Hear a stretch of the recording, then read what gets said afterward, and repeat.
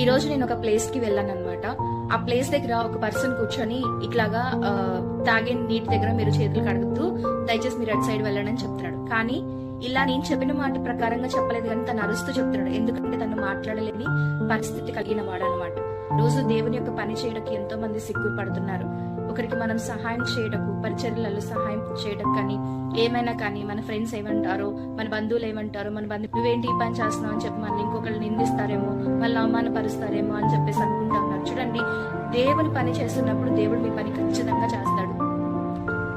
దేవుని పరిచర్యలో మనం పాల్భాగస్తులై ఉండి దేవుని విషయంలో మనము పరిచర్య చేస్తూ నిలబడుతున్నప్పుడు దేవుడు మన పనులు కూడా చూస్తాడు. కానీ ఎలా ఉన్నా కానీ ఏం చేస్తున్నా కానీ మీరెవ్వరైనా కానీ దేవుని విషయంలో మాత్రం ఎక్కడ సిగ్గుపడకుండా దేవుని వద్ద మనము ఎవరిని పట్టించుకోకుండా మనం నిలబడినప్పుడు ఖచ్చితంగా దేవుడే మనకి సమాధానం దయచేసి